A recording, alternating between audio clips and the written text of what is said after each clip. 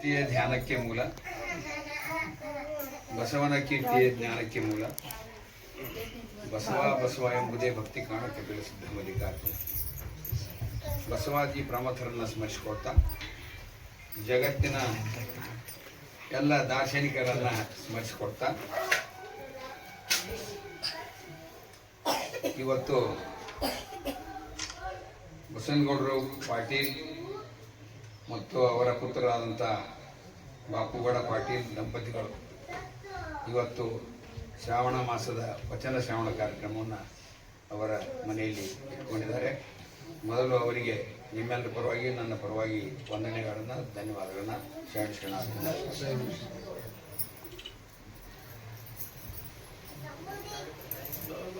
ಬುದ್ಧನ ಕಾಲದಿಂದ ಸುಮಾರು 1700 ವರ್ಷಗಳವರೆಗೂ ಮತ್ತೆ 1700 ವರ್ಷಗಳ ನಂತರ ಅಂದರೆ 12ನೇ ಶತಮಾನ ಬರುತ್ತೆ. ಈ ಒಂದು ಸ್ಥಾವರ ಸಂಸ್ಕೃತಿಯ ಜಡ ಸಂಸ್ಕೃತಿಯ ಗುಡಿ ಸಂಸ್ಕೃತಿಯನ್ನ ವಿರೋಧ ಮಾಡಿಕೊಂಡು ತಿರಸ್ಕಾರ ಮಾಡಿಕೊಂಡು ಈ ಬಂದಂಥ ಬೌದ್ಧ ಧರ್ಮ ಅದುವರೆಗೆ ಇತ್ತು.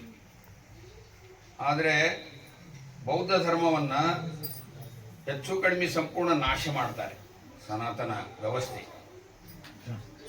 ಆವಾಗ ಹುಟ್ಟಿಕೊಂಡಂತಹ ಏನು ಶರಣ ಧರ್ಮ, ವಿಶ್ವಧರ್ಮ ಅಥವಾ ಬಸವ ಧರ್ಮ ಹುಟ್ಟಿಕೊಂಡಲ್ಲ, ಬಸವಾದಿ ಶರಣರಿಂದಾಗಿ ಏನಾಗ್ತೈತೆ ಅಂದರೆ ಮತ್ತೆ ಈ ಸ್ಥಾವರ ಜಡ ವ್ಯವಸ್ಥೆಯನ್ನು ತಿರಸ್ಕಾರ ಮಾಡುವ ವಿರೋಧಿಸುವಂತಹ ಒಂದು ಗಟ್ಟಿಯಾದ ಒಂದು ನಿಲುವನ್ನು ತಾಳ್ತಾರೆ ಬಸವಾದಿ ಶರಣರು. ಅವಾಗ ಎಂಥ ಪರಿಸ್ಥಿತಿ ಇತ್ತಂದ್ರೆ, ಒಂದು ದೇವಸ್ಥಾನದಲ್ಲಿ ಗುಡಿಯವರಿಗೂ ಗರ್ಭಗುಡಿಯಲ್ಲಿ ಬ್ರಾಹ್ಮಣರಿಗೆ ಪ್ರವೇಶ, ಗರ್ಭಗುಡಿಯ ಹೊರಗಡೆ ಛಾವಣಿಯವರೆಗೂ ವೈಶ್ಯರಿಗೆ ಪ್ರವೇಶ, ಗುಡಿಯ ಪೌಳಿಯಲ್ಲಿ ಕ್ಷತ್ರಿಯರಿಗೆ ಪ್ರವೇಶ, ಗುಡಿಯ ಪೌಳಿಯ ಹೊರಗಡೆ ನಿಂತ್ಕೊಂಡು ಎಲ್ಲ ವಾದ್ಯಗಳನ್ನು ಬಾರಿಸೋರು ಶೂದ್ರರು. ಇನ್ನು ಪಂಚಮರಿ ಅಂತೂ ಅಲ್ಲಿ ಪ್ರವೇಶನ ಇದ್ದಿಲ್ಲ. ಪಂಚಮರು ಅಂದ್ರೆ ಅತಿ ಶೂದ್ರರು, ಅಸ್ಪೃಶ್ಯರು, ದಲಿತರು ಅಂತ ನಾವು ಏನು ಕರಿತೇವಲ್ಲ, ಆ ಒಂದು ವರ್ಗಕ್ಕೆ ಒಟ್ಟು ಪ್ರವೇಶ ಇದ್ದಿದ್ದಿಲ್ಲ. ಅಂತಹ ಸಂದರ್ಭದಲ್ಲಿ ಬಸವಣ್ಣನವರು 8 ವರ್ಷದವರಿದ್ದಾಗಲೇ ಈ ಒಂದು ಸ್ಥಾವರ ಸಂಸ್ಕೃತಿಯನ್ನು ಅಳಿಸುವಂತಹ ಮೊಟ್ಟ ಮೊದಲನೇ ಹೆಜ್ಜೆಯನ್ನು ಇಡ್ತಾರೆ. ಸ್ವತಃ ತಮ್ಮ ಅಕ್ಕನಿಗೆ ಉಪನಯನವನ್ನು ಮಾಡದೇ ಇರುವಂತಹ ಒಂದು ವ್ಯವಸ್ಥೆಯನ್ನು ವಿರೋಧ ಮಾಡ್ತಾರೆ. ಅಷ್ಟೇ ಅಲ್ಲದೆ ಚಿಕ್ಕವರಿದ್ದಾಗಲೇ ಅನೇಕವಾದ ಸಮಾಜದಲ್ಲಿ ಕಂಡುಕೊಂಡಂಥ ಅಸ್ಪೃಶ್ಯತೆ, ಬಹಳ ಶೋಷಣೆ, ಬಹಳ ಕೆಟ್ಟವಾದಂತಹ ಆಚರಣೆಗಳು, ಮೌಢ್ಯಗಳು, ಕಂದಾಚಾರಗಳು ನೋಡಿ ಅವ್ರ ಮನಸ್ಸಿಗೆ ನೋವಾಗುತ್ತೆ. ಅವನ್ನೆಲ್ಲ ವಿರೋಧ ಮಾಡ್ತಾರೆ ಅವರೆಲ್ಲ. ಆವಾಗ ವಿರೋಧ ಮಾಡಿದಾಗ ಏನಾಗುತ್ತಂತಂದ್ರೆ, ಆವಾಗಿನ ಆ ಏನು ವ್ಯವಸ್ಥೆ ಇತ್ತಲ್ಲ, ಆ ವ್ಯವಸ್ಥೆಯಲ್ಲಿ ಅವರ ತಂದೆಯನ್ನೂ ಕೂಡ ತಂದೆನೂ ಸಹಿತ ಮಗನ ಮಾತನ್ನು ಕೇಳದಂತೆ ಅವರನ್ನು ಒತ್ತಡ ಹೇರ್ತಾರೆ. ಆವಾಗ ನನಗೇನು ಬೇಡ, ನನಗೆ ಯಾರು ಬೇಕಪ್ಪ ಅಂದರೆ ಪಂಚಮರು ಬೇಕು, ದಲಿತರು ಬೇಕು, ಅಸ್ಪೃಶ್ಯರು ಬೇಕು, ಹಿಂದುಳಿದವರು ಬೇಕು, ಸಮಾಜದಲ್ಲಿ ಶೋಷಣೆಯನ್ನು ಹೊಂದಿದವರು ಬೇಕು. ಇವರೆಲ್ಲರನ್ನು ಒಪ್ಪಿಕೊಂಡಾಗ ಮನೆಯನ್ನು ಬಿಟ್ಟು ಬಂದು ಜಡ ಸಂಸ್ಕೃತಿ ಅಥವಾ ಸ್ಥಾವರ ಸಂಸ್ಕೃತಿಯನ್ನು ಬಿಟ್ಟು ಜಂಗಮ ಸಂಸ್ಕೃತಿಯನ್ನು ಜಾರಿಗೆ ತಂದವರು ಬಾಲಕಿದ್ದಾಗ ಬಸವಣ್ಣನವರು ಅಂತದನ್ನು ನಾವು ಬಹಳ ನೆನಪಲ್ಲಿ ಏನಿದೇನು ಸ್ಥಾವರ ವ್ಯವಸ್ಥೆ ಹಿಂದಿನದಂತ ತಿಳ್ಕೋಬೇಕು. ಇದು ಎಂದು ನಾಗರಿಕತೆ ಹುಟ್ಕೊಂಡ್ರು, ಎಂದ ಪೂಜಾರಿಗಳು ಚಲವಾದ್ರು, ಎಂದು ಪೌರೋಹಿತ ವ್ಯವಸ್ಥೆ ಪ್ರಾರಂಭ ಆಯಿತು, ಆವಾಗಲಿಂದನೇ ಈ ವ್ಯವಸ್ಥೆ ಸ್ಥಾವರ ವ್ಯವಸ್ಥೆ ಪ್ರಾರಂಭ ಆಯಿತು. ಇನ್ನು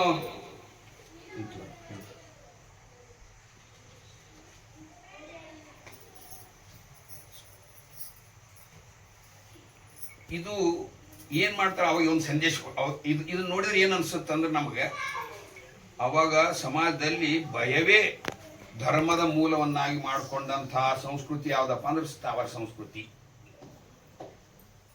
ದಯವೇ ಧರ್ಮದ ಮೂಲ ಅನ್ನುವಂತಹದ್ದೇನಿತ್ತಲ್ಲ ಜಂಗಮ ಸಂಸ್ಕೃತಿ.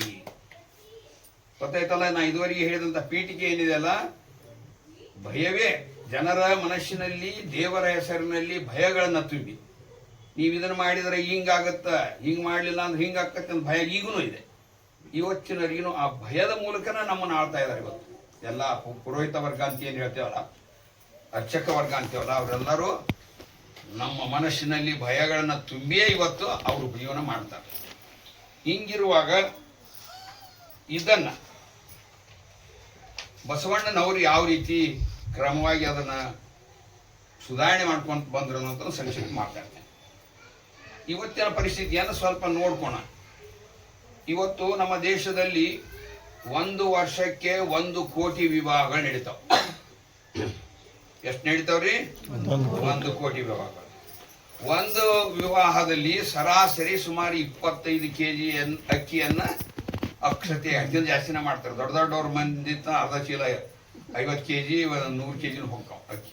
ಅದ್ರ ಸರಾಸರಿ 25 kg ಹಿಡ್ಕೊಂಡ್ರು 25 ಕೋಟಿ kg ಅಕ್ಕಿಯನ್ನ ಅಕ್ಷತೆಯನ್ನಾಗಿ ಇವತ್ತು ನಾವು ಹಾಳು ಮಾಡ್ತಾ ಇದ್ದೇವೆ. ಇನ್ನು ನಮ್ಮ ದೇಶದಲ್ಲಿ ಸುಮಾರು 10 ರಿಂದ 20 ಲಕ್ಷ ದೇವಸ್ಥಾನಗಳದಾವ ಅಂತೇಳಿ ಅಂದಾಜು ಮಾಡಿದ್ದಾರೆ. ನಾವು 10 ಲಕ್ಷ ದೇವಸ್ಥಾನಗಳು ಹಿಡ್ಕೊಂಡ್ರು ಒಂದು ದೇವಸ್ಥಾನದಲ್ಲಿ ಒಂದು ಅಭಿಷೇಕ ಆದ್ರೆ ಅದಕ್ಕೆ 1 ಲೀಟರ್ ಸರಾಸರಿ ಇಟ್ಕೊಂಡ್ರು ಸಹಿತಕ್ಕ ಎಷ್ಟಾಯ್ತ್ರಿ? 10 ಲಕ್ಷ ಲೀಟರ್ ಹಾಲನ್ನ ಅಭಿಷೇಕದ ಹೆಸರಿನಲ್ಲಿ ನಾವು ವ್ಯರ್ಥ ಮಾಡ್ತೇವಿ. ಹಂಗಾರೆ ಇನ್ನೊಂದು ಬದಿಯಲ್ಲಿ ನಮ್ಮ ದೇಶದಲ್ಲಿ ಹಸಿವಿನಿಂದ ಬಾಳ್ತಾ ಇರುವಂಥವ್ರು, ಅನ್ನವಿಲ್ಲದೆ ಮರಣವನ್ನ ಅಪ್ಕೊಳ್ತಾ ಇರುವಂಥವ್ರಿಗೆ ಎಷ್ಟು ಜನ ಅದಾರ ಅಂದ್ರೆ 18%. ನಮ್ಮ ದೇಶದ ಜನಸಂಖ್ಯೆಯ 18%. 18% ಅಂದ್ರೆ ಅದು 18 ಕೋಟಿ ಜನ ಆಕತಿ. 1 ವರ್ಷಕ್ಕೆ 18 ಕೋಟಿ ಹಸಿವಿನಿಂದ ಬಳಲ್ತಾ ಇದ್ದಾರೆ, ಅಪೌಷ್ಟಿಕತೆಯಿಂದ ಬಳಲ್ತಾ ಇದ್ದಾರೆ. ಅವರಿಗೆ ಈ ಅಕ್ಕಿಯನ್ನ ಕೊಟ್ರೆ, ಅವರಿಗೆ ಈ ಹಾಲನ್ನ ಕೊಟ್ರೆ ಇಡೀ ದೇಶದಲ್ಲಿ ಯಾವ ಮಗು ಅಪೌಷ್ಟಿಕತೆಯಿಂದ ಮಾಲ್ನ್ಯೂಟ್ರಿಷನ್ ನಿಂದ ಬಳಲುವುದಿಲ್ಲ, ಯಾರೂ ಹಸಿವಿನಿಂದ ಸಾಯೋದಿಲ್ಲ ಅನ್ನುವಂಥದ್ದನ್ನು ನಾವು ಕಂಡ್ಕೋಬೇಕು. ಈ ಏನು ಲಗ್ನಕ್ಕೆ ಬಳಸುವಂತಹದ್ದು ಅಕ್ಷತೆ, ಅಭಿಷೇಕಕ್ಕೆ ಬಳಸುವಂತಹ ಹಾಲು, ಇದು ಸ್ಥಾವರ ಅನಿಸಿದ್ರೆ ಅದರ ಬದಲು ದೇಶದಲ್ಲಿ ಹಸಿವಿನಿಂದ ಬಳಲುವವರಿಯನ್ನ ರಕ್ಷಣೆ ಮಾಡುವುದು ಜಂಗಮವಾದರೆ ಅಕ್ಷತೆ ರೂಪದಲ್ಲಿ ಅಭಿಷೇಕ ರೂಪದಲ್ಲಿ ಮಾಡುವಂತಹ ವಿಧಾನ ಏನಪ್ಪಾ ಅಂದ್ರೆ ಅದು ಸ್ಥಾವರ ವಿಧಾನ ಅನ್ನುವಂಥದ್ದನ್ನು ನಾವು ತಿಳ್ಕೋಬಹುದು. ಅದಕ್ಕಾಗಿನ ಬಸವಣ್ಣನವರು ಏನಾದ್ರು ಹೇಳ್ತಾರೆ, ಸ್ಥಾವರ ಕಳಿ ಉಂಟು ಜಂಗಮ ಕಳಿವಿಲ್ಲ. ಅದು ವಚನ ಅಂತೂ ನಿಮ್ಗೆ ಗೊತ್ತಿದೆ, ನಾನು ಮತ್ತೊಂದು ಸಮಯ ತೋಳಬಲ್ಲ. ಈ ಒಂದು ನಿಟ್ಟಿನಲ್ಲಿ ಹಾಗಾದ್ರೆ ಸ್ಥಾವರ ಆಚರಣೆಗಳು ಯಾವ್ಯಾವು ಸಾಮಾನ್ಯವಾಗಿ ನಾವು ಕಂಡು ಬರುವಂತ ಮೂರ್ತಿ ಪೂಜೆ ದೇವಸ್ಥಾನದಲ್ಲಿನೇ ಹೋಗಿ ಮಾಡ್ಬೇಕು ಪೂಜೆ ಅನ್ನುವಂಥದ್ದು, ಜಾತ್ರೆ ಮತ್ತು ಉತ್ಸವಗಳನ್ನು ಆಚರಣೆ ಮಾಡೋದು, ಜಾತಿ ಮತ್ತು ವರ್ಣಭೇದ ಆಚರಣೆಗಳಂದ್ರೆ ಹುಟ್ಟಿನಿಂದನ ಯಾರು ಯಾವ ಜಾತಿಯಾಗಿ ಹುಟ್ಟಿರ್ತಾರ ಅದ ಜಾತಿ ಅವನು, ಹುಟ್ಟಿನಿಂದ ತಾರತಮ್ಯ ಜಾತಿ ಭೇದ ಭಾವನೆ ಮಾಡೋದು, ಮೂಢನಂಬಿಕೆಗಳು ಮತ್ತು ಕಟ್ಟುಪಾಡುಗಳನ್ನು ಹೇರೋದು, ಆಮೇಲೆ ತೀರ್ಥ ಪ್ರಸಾದ ಮುದ್ರೆ ಹೋಮ ಹವನ ಇವೆಲ್ಲ ಆಚರಣೆ ಮಾಡ್ತೀವಿಲ್ರಿ ನಾವು. ಇವು ಎಲ್ಲವೂ ಕೂಡ ಜನಸಾಮಾನ್ಯ, ಈ ಸಾಧ್ಯಕ್ಕೆ ನಾವು ಸಾಮಾನ್ಯವಾಗಿ ಇಂಥ ಆಚರಣೆಗಳನ್ನ ಮಾಡ್ತೇವಲ್ಲ, ಇವೆಲ್ಲವೂ ಸ್ಥಾವರದ ಆಚರಣೆಗಳು. ಇನ್ನು ಸ್ಥಾವರದ ಪ್ರಕಾರಗಳು 2 ರೀತಿಯಲ್ಲಿ ಬಸವಾದಿ ಶರಣರನ್ನು ವಿಂಗಡಣೆ ಮಾಡ್ತಾರೆ. ಒಂದನೇದ್ದು ಬಾಹ್ಯ ಸ್ಥಾವರ, 2ನೇದ್ದು ಆಂತರಿಕ ಸ್ಥಾವರ. ಬಾಹ್ಯ ಸ್ಥಾವರದಲ್ಲಿ ಮತ್ತೆ 3 ಭಾಗ ಮಾಡ್ತಾರೆ: ಸ್ಥಾವರ ಸಂಸ್ಕೃತಿ, ಗುಡಿ ಸಂಸ್ಕೃತಿ ಮತ್ತು ಜಡ ಸಂಸ್ಕೃತಿ. ಇದನ್ನು ಗಮನಿಸ್ಬೇಕು. ಈ 3 ವಿಧ ಎಷ್ಟು ಚಂದ ವಿಂಗಡಣೆ ಮಾಡಿದಾರಂದ್ರೆ ಎಲ್ಲ ವಚನಗಳು ಸಿಗ್ತಾವ. ನಾನು ಅದಕ್ಕೆ ವಚನಗಳನ್ನ ಬಳಕೆ ಮಾಡೋದಿಲ್ಲ, ಸಮಯದ ಸಲುವಾಗಿ ನಾನು ಬಳಕೆ ಮಾಡೋದಿಲ್ಲ. ಇನ್ನು ಆಂತರಿಕ ಸ್ಥಾವರಗಳು ಯಾವುದಪ್ಪ ಅಂದ್ರೆ ಸರಳವಾಗಿ ಹೇಳ್ಬೇಕಂದ್ರೆ ಒಂದೇ ಶಬ್ದ ಹೇಳ್ಬೇಕು, ಅಂಗಗುಣಗಳು ಏನದಾವಲ್ಲ ಅವೆಲ್ಲ ಸ್ಥಾವರ. ನಮ್ಮಲ್ಲಿರುವಂಥ ಅಂಗಗುಣ ಏನಂದ್ರೆ ಸ್ಥಾವರದ ಒಂದು ರೂಪಗಳೆಲ್ಲ ನಮ್ಮನ್ನ ಅವು ನಾಶಕ್ಕೆ ಕೊಂಡೊಯ್ತಾವು, ಮೂಢನಂಬಿಕೆ ಕೊಂಡೊಯ್ತಾವು, ಭ್ರಮೆಗೆ ಕೊಂಡೊಯ್ತಾವು. ಈ ರೀತಿ ನಮಗೆ ತೊಂದರೆಯನ್ನು ಮಾಡುವಂಥವು ಇವು ಆಂತರಿಕವಾದಂಥ ಸ್ಥಾವರಗಳು. ಒಂದನೇದ್ದು ಸ್ಥಾವರ ಸಂಸ್ಕೃತಿ. ಸ್ಥಾವರ ಸಂಸ್ಕೃತಿ ಅಂದರೆ ಚಲನೆ ಇಲ್ಲದಂತಹದ್ದು, ಒಂದೇ ಜಾಗದಲ್ಲಿ ಇರುವಂತಹದ್ದು, ಆಮೇಲೆ ತನ್ನಷ್ಟಕ್ಕೆ ತಾನೇ ಚಲನೆ ಇಲ್ಲದೆ ಇರುವಂತಹವು ಏನದಾವ ಇವೆಲ್ಲ. ಈಗ ಗಿಡದಲ್ಲಿ ಜೀವ ಇದೆ, ಆದರೆ ಅದಕ್ಕೆ ತನ್ನಷ್ಟಕ್ಕೆ ತಾನು ಹೋಗ್ಲಿಕ್ಕೆ ಬರೋದಿಲ್ಲ. ಗುಡಿಯಲ್ಲಿ ಮೂರ್ತಿ ಇರ್ತೈತಿ, ಅದಕ್ಕೆ ಜೀವನೂ ಇಲ್ಲ, ಹೋಗಕ್ಕೆ ಬರೋದಿಲ್ಲ, ಇದ್ದಲ್ಲಿ ಇರ್ತೈತಿ. ಈ ರೀತಿ ಇವು ಲಕ್ಷಣಗಳು, ಸ್ಥಾವರ ಲಕ್ಷಣಗಳು. ಇನ್ನು ಕೇವಲ ಇವು ಇಷ್ಟೇ ಅಲ್ಲ, ಎರಡನೇದಾಗಿ ಹಿಂದಿನಿಂದ ಬಂದಂಥ ಸಂಪ್ರದಾಯಗಳು, ರೂಢಿಗಳು, ಅವುಗಳನ್ನು ಬದಲಾವಣೆಗೆ ಒಪ್ಪೋದಲ್ಲ. ನಮ್ಮ ಮನ್ಯಾಗ ವರಮಹಾಲಕ್ಷ್ಮಿ ಪೂಜೆ ಮಾಡ್ಕೊಂಡು ಬರ್ಬೇಕು, ಗಣಪತಿಯನ್ನು ಇಡಬೇಕು ಅನ್ನೋಂಥದ್ದು ಒಂದು ಪದ್ಧತಿ ಇರ್ತೈತೆ ಅಂತ ತಿಳ್ಕೊಳ್ಳಿ. ಗಣಪತಿಯನ್ನು ತೆಗಿಯಕ್ಕೆ ತಯಾರಿಲ್ಲ, ವರಮಹಾಲಕ್ಷ್ಮಿ ಬಿಟ್ಬಿಡ್ರಿ ಅಂತಂದು ಬಿಡಕ್ಕೆ ತಯಾರಿಲ್ಲ. ಅಂದ್ರೇನು, ಈ ಬಿಡದೇ ಇರುವಂಥ ಮನಸ್ಥಿತಿ ಏನಿರ್ತೈತಲ್ಲ, ಇದು ಸ್ಥಾವರ. ಇನ್ನು ಮೂರನೇದಾಗಿ ಬದಲಾಗದ ಸಾಮಾಜಿಕ ಪದ್ಧತಿ. ಎಂದು ನಾಗರಿಕತೆ ಹುಟ್ಟೈತಿ ಆವಾಗ್ಲಿಂದನೇ ಜಾತಿ ಪದ್ಧತಿ, ಕುಲ ಪದ್ಧತಿ, ಲಿಂಗ ಭೇದ ಎಲ್ಲ ಚಲೋ ಆಗಿಬಿಟ್ಟವು ನಮಗೆ. ಅದರಲ್ಲಿ ಜಾತಿ ಪದ್ಧತಿ, ಅಸ್ಪೃಶ್ಯತೆ, ಅಸಮಾನತೆ ಅಂತ ಮೌಢ್ಯಗಳನ್ನು ಅವನ್ನ ಪ್ರಶ್ನೆ ಮಾಡದೇ ಇರೋದು. ಇದುವರೆಗೆ ಏನು ಮಾತಾಡಿದ್ವಿ ನಾವು, ಅದ್ರ ಬಗ್ಗೆ ಆಚರಣೆ ಬಗ್ಗೆ ಮಾತಾಡಿದ್ವಿ. ಆದರೆ ಅವನ್ನ ನೋಡಿ ನಾವು ಅದನ್ನ ಪ್ರಶ್ನೆನೇ ಮಾಡಂಗಿಲ್ಲ, ವಿರೋಧನ ಮಾಡಂಗಿಲ್ಲ, ಸುಮ್ಮನೆ ಇರೋದೈತಲ್ಲ, ಇದು ದೊಡ್ಡ ಅಪಾಯಕಾರಿ ಅಂತ ಹೇಳಿ ಬಸವಾದಿ ಶರಣರು ಹೇಳ್ತಾರೆ. ಅಂದರೆ ಮೂರನೇದಾಗಿ ಮೌಢ್ಯಗಳನ್ನು ಕಂಡು ನಾವು ಕನಿಷ್ಠ ಪಕ್ಷವನ್ನು ನಾವು ಬದಲಾವಣೆ ಪರಿವರ್ತನೆ ನಾವು ನಮ್ಮಲ್ಲಿ ಸ್ಥಾವರ ಸಂಸ್ಕೃತಿಯನ್ನು ಬಿಡೋದು, ಜಂಗಮ ಸಂಸ್ಕೃತಿಯನ್ನು ಬೆಳೆಸ್ಕೊಳ್ಳೋದು ಏನೈತಲ್ಲ, ಅದು ಮೂರನೇದ್ದು ಈ ಸ್ಥಾವರ ಸಂಸ್ಕೃತಿಗೆ ಒಂದು ಉದಾಹರಣೆ. ಕಲ್ಲನು ದೇವರಾಳೆಂಬೆ ಕಲ್ಲಿನ ಕಾಲ ಮುಟ್ಟಿದೊಡೆ, ಬೆಲ್ಲದಚ್ಚು ಕರಗಿತು ಎನ್ನಬಾರದೆ, ಕಲ್ಲಿನ ದೇವರಿಗೆ ಕೈಯ ಮುಗಿದೊಡೆ, ಸತ್ಯದ ನುಡಿಗಲಿತನವ ತೋರದೆ, ಕೂಡಲ ಸಂಗಮ ದೇವಯ್ಯ ಕಲ್ಲ ನೆಲಸಿದ ದೇವರಿಗೆ ಕೈ ಮುಗಿಯುವ ಮನುಷ್ಯರ ಬುದ್ಧಿಯ ನೆಂತು ಹೇಳಲಿ ಅಂತ ಹೇಳಿ ಬಸವಣ್ಣ ಅವರು ಪ್ರಶ್ನೆ ಮಾಡ್ತಾರೆ. ಈ ಸಂಸ್ಕೃತಿಯನ್ನ ನಮ್ಮ ಜನರಿಗೆಲ್ಲ ಪ್ರಶ್ನೆ ಮಾಡ್ತಾರೆ. ಇಲ್ಲಿ ಏನಪ್ಪಾ ಅಂದ್ರೆ, ಗೋಪುರದಲ್ಲಿ ಒಂದು ಮೂರ್ತಿ ಇಟ್ಟು, ಗುಡಿಯೊಳಗೊಂದು ಮೂರ್ತಿ ಇಟ್ಟು ಪೂಜಿಸುವಂತ ಏನು ಧಾರ್ಮಿಕ ಪದ್ಧತಿ ಅಲ್ಲ, ಇದು ಗುಡಿ ಸಂಸ್ಕೃತಿ. ದೇವಸ್ಥಾನಗಳಲ್ಲಿ ಮೂರ್ತಿಯನ್ನ ದೇವರಂತೇಳಿ ನಂಬಿ ಮಾಡೋದೈತಲ್ಲ, ಅದು ಗುಡಿ ಸಂಸ್ಕೃತಿ. ದೇವರು ಕೇವಲ ಗರ್ಭಗುಡಿಯಲ್ಲಿ ಮಾತ್ರ ಇರ್ತಾನಂತ ನಂಬುದು. ಇವು ಮೂರು ಬೇರೆ ಬೇರೆ ನಾಪಡ್ತಾವೆ, ಮೂರು ಒಂದ ಅನ್ಸುತ್ತೆ ನಾವು ನೋಡಕ. ಗುಡಿಯಲ್ಲಿ, ಗರ್ಭಗುಡಿಯಲ್ಲಿ ಮಾತ್ರ ದೇವರು ಇರ್ತಾನ ಅನ್ನೋಂಥ ನಂಬಿಕೆಯನ್ನು ಹುಟ್ಟಿಸ್ಬಿಟ್ಟಾರಲ್ಲ ನಮ್ಗೆ, ಅದು ಒಂದು ಸ್ಥಾವರ ಸಂಸ್ಕೃತಿ. ಇದು ಏನ್ ಮಾಡ್ತೈತೆ ಅಂದ್ರೆ ನಮ್ಮನ್ನ ಸಂಕುಚಿತ ಭಾವಕ್ಕೆ ಒಳಪಡಿಸುತ್ತೆ, ಸಣ್ಣ ಮನುಷ್ಯನವ್ರನ್ನಾಗಿ ಮಾಡ್ತೈತಿ.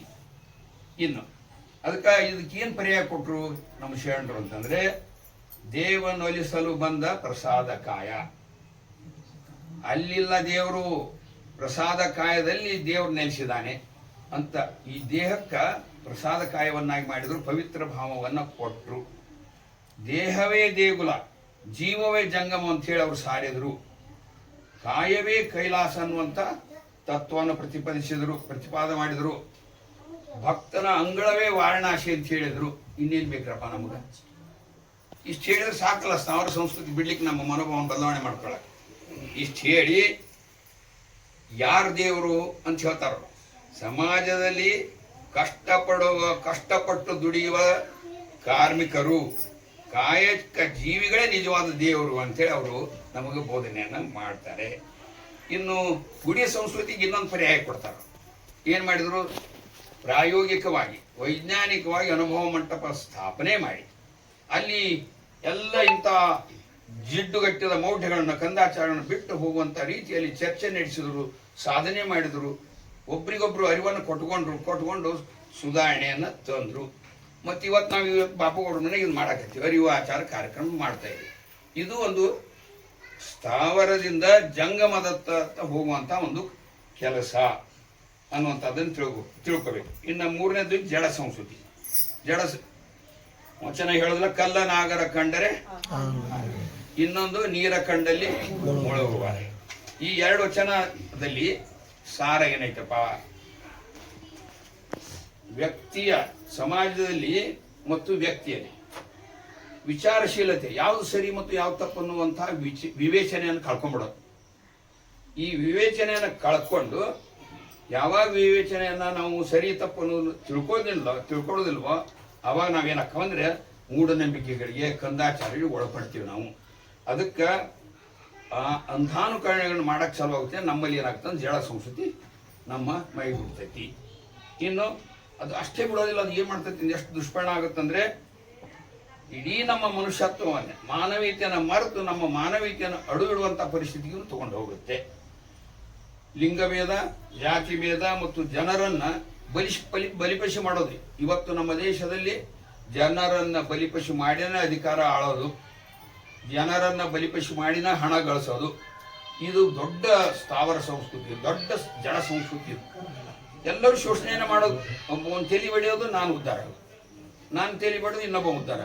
ಇದೇ ನಡೆದು. ಈಗ ಕಷ್ಟಪಟ್ಟು ದುಡಿದು ಬಸವಾದಿ ಶರಣರು ಹೇಳ್ದಂಗೆ ಕಾಯಕ ದಾಸೋಹ ಬಹಳ ಕಡಿಮೆ ಪ್ರಮಾಣದಲ್ಲಿ ನಡೀತಾ ಇದೆ.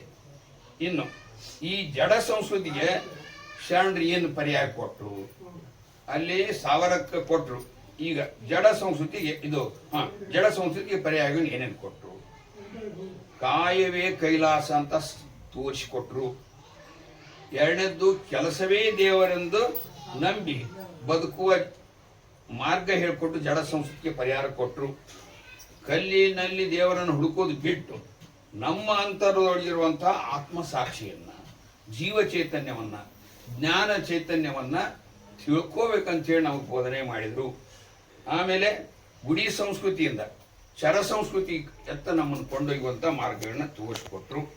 ಇಷ್ಟು ಅಲ್ಲದೆ ಏನು ಮಾಡಿದ್ರು, ಸ್ಥಾವರ ಪೂಜೆಯ ಬದಲು ಮಾನವೀಯ ಸೇವೆಗಳನ್ನು, ಜಂಗಮ ಸೇವೆ ಅಂತ ನಾವೇನಂತೀವಲ್ಲ, ಅದರ ಸಮಾಜ ಸೇವೆ ಮಾಡೋದು.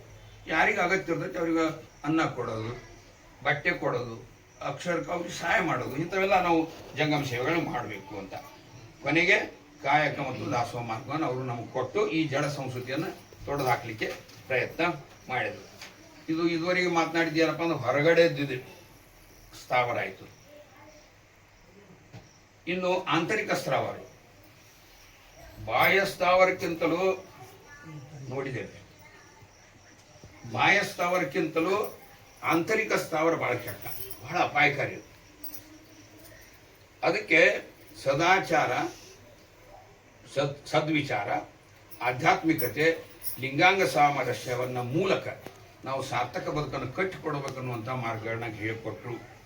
ಅರಿಷಡ್ ವರ್ಗಗಳು, ಷಡ್ಉರ್ಮಿಗಳು, ಷಡ್ಭ್ರಮೆಗಳು, ಷಡ್ವಿಕಾರಗಳು, ಸಪ್ತವ್ಯಸನಗಳು, ಅಷ್ಟಮದಂಗಳು, ಇವು ಎಲ್ಲವೂ ಏನಂತಂದ್ರೆ ಆಂತರಿಕ ಸ್ಥಾವರಗಳು. ಆ ದೃಷ್ಟಿಯಿಂದ ಈ ಏನು ಸ್ಥಾವರಗಳು, ಆಂತರಿಕ ಸ್ಥಾವರಗಳು ಅಂತ ಹೇಳಿದಲ್ಲ, ಇದ್ರ ಪರಿಣಾಮ ಏನಾಗುತ್ತೆ? ಕಾಮ ಸತ್ಯವ ತಿಂದಿತ್ತು. ಲಕ್ಷ ಕೊಟ್ಟಿಗೆ ಒಂದು ವಚನ ಕೇಳ್ಬಿಟ್ರೆ ಎಲ್ಲ ಮುಗಿದೈತಿ ಇವತ್ತಂತ. ಕಾಮ ಸತ್ಯವ ತಿಂದಿತ್ತು, ಕ್ರೋಧ ಜ್ಞಾನವ ತಿಂದಿತ್ತು, ಲೋಭ ಧರ್ಮವ ತಿಂದಿತ್ತು, ಮೋಹ ವಿರಕ್ತಿಯ ತಿಂದಿತ್ತು, ಮದ ಭಕ್ತಿಯ ತಿಂದಿತ್ತು, ಮತ್ಸರ ಮುಕ್ತಿಯ ತಿಂದಿತ್ತು. ಈ ಕಾಮ, ಕ್ರೋಧ, ಲೋಭ, ಮೋಹ, ಮದ, ಮಾತ್ಸರ್ಯವೆಂಬ ಅರಿಷಡ್ ವರ್ಗಗಳು ನಿಮ್ಮನ್ನು ಅರಿಯಲರಿಯದೆ ಈ ಸತ್ಯ, ಜ್ಞಾನ, ಧರ್ಮ, ವಿರಕ್ತಿ, ಮುಕ್ತಿಗಳೆಂಬ ಸದ್ವರ್ತನೆಯ ಇವನ್ ಏನ್ ಮಾಡ್ತೈತಿ, ದುರ್ವರ್ತನೆ ಏನ್ ಮಾಡ್ತೈತಿ, ಅರಿಷಡ್ ವರ್ಗಗಳೆಂಬ ನಾಡ ನಾಯಿಗಳಿಗೆ ತಿನ್ನಿಸ್ತೈತಿ. ತಿಂದ್ಬಿಡ್ತಾವ, ನಾಯಿ ತಿನ್ನಂಗೆ ತಿಂದ್ಬಿಡ್ತಾವ ಅಂತ ನಾವು. ಅದಕ್ಕೆ ಎನಗೆ ಸದ್ವರ್ತನೆ ಇಲ್ಲದೆ ಅಪ್ರಾದೇಶಿಕನಾದನು ಕಾಣ ಗುಹೇಶ್ವರ ಅಂತ ನಮ್ಮ ಪ್ರಭು ಹೇಳ್ತಾರೆ. ಭಾಳ ಸುಲಭ ಐತಿ, ಏನು ನಾವೇನು ಬಿಡಿಸೋದು ಅಗತ್ಯ ಇಲ್ಲ. ಏನು ಮಾಡಿದ್ರೆ ಏನಾಗುತ್ತೆ ಅಂದ್ರೆ ಇದರ ಪರಿಣಾಮ ಹೇಳೋದು. ಹಂಗಾರೆ ಇದಕ್ಕೆ ಪರಿಹಾರ ಹೇಳ್ತಾರೆ ಮುಂದವ್ರು. ಮತ್ತು ಇನ್ನೊಬ್ರು ಶಾಂಡ್ರು ಹೇಳ್ತಾರೆ, ಲಿಂಗದಲ್ಲಿ ನಿಷ್ಠೆ ನಿಬ್ಬೆರೈಸಿ ನಿಜಕ್ಕಿಯಂಗೆ ತೋರುವವೇ ಅರಿಷಡ್ ವರ್ಗಗಳು. ಪ್ರಶ್ನೆ ಮಾಡ್ಕೊಂತಾರೆ ಒಂದೊಂದೇ. ಯಾರಿಗೆ ಲಿಂಗ ನಿಷ್ಠೆಯನ್ನು ಇಟ್ಟುಕೊಂಡು ನಿಜೈಕ್ಯವನ್ನು ಸಾಧಿಸುವಂಥ ನಮ್ಮ ಷಟಸ್ಥಲ ಮಾರ್ಗವನ್ನು ನಾವು ಸಾಧಿಸ್ಕೊಂಡ್ಬಿಟ್ಟಿವಿ ಅಂದರೆ ನಮಗೆ ಯಾವ ಅರಿಷಡ್ ವರ್ಗಗಳು ಕಾಡೋದಿಲ್ಲ, ಕಾಡ್ತಾವ ಅಂತ ಪ್ರಶ್ನೆ ಮಾಡ್ತಾರೆ. ತೋರುವವೇ ಷಡ್ವರ್ಮಿಗಳು, ತೋರುವವೇ ಕುಲಾದಿ ಮದಂಗಳು, ಸಾರಿಪ್ಪವೇ ಇಂದ್ರಿಯ ವಿಷಯಗಳ ರಚನೆಗಳು, ಮೀರಿಪ್ಪವೇ ಮನಾಧಿಕರಣ ವೃಂದಕಲೆಂದು ಗುರು ನಿರಂಜನ ಚನ್ನಬಸವಲಿಂಗದಲ್ಲಿ ಅರ್ಥ ನಿಜವಾಗಿರುವುದು ಕಾಣ. ಇದೇನಪ್ಪ, ಇದಕ್ಕೆಲ್ಲದಕ್ಕೂ ಪರಿಹಾರ ಏನು? ನಮ್ಮ ಶಿವಯೋಗ. ಶಿವಯೋಗದಲ್ಲಿ ನಾವು ಮಗ್ನರಾಗಿ ಲಿಂಗಾಂಗರ ಸಾಮರಸ್ಯವನ್ನು ಸಾಧಿಸ್ಕೊಂಡ್ಬಿಟ್ರೆ ನಮ್ಗೆ ಯಾವ ಸ್ಥಾವರ ಸಂಸ್ಕೃತಿಗಳು, ಜಡ ಸಂಸ್ಕೃತಿನೂ ಬರೋದಿಲ್ಲ, ಸ್ಥಾವರ ಸಂಸ್ಕೃತಿನೂ ಕಾಡೋದಿಲ್ಲ, ಜಡ ಸಂಸ್ಕೃತಿನೂ ಕಾಡೋದಿಲ್ಲ ಅನ್ನುವಂಥ ಮಾತನ್ನ ಬಸವಾದಿ ಶರಣರು ಹೇಳ್ತಾರೆ. ಕೊನೆಯ ಮಾತು, ಅರಿವೇ ಗುರುವಾಗಿ ನಾವು, ಆಚಾರವೇ ಲಿಂಗವಾಗಿ, ಅನುಭಾವವೇ ಜಂಗಮವಾಗಿ ನಾವೆಲ್ಲರೂ ಬದುಕೋಣ ಅನ್ನುವಂಥ ಮಾತನ್ನು ಹೇಳ್ತಾ ನನ್ನ ಮಾತುಗಳನ್ನು ಮುಗಿಸ್ತೇನೆ. ಎಲ್ಲರ ಅಂತರಾತ್ಮಕ್ಕೆ ಶರಣು.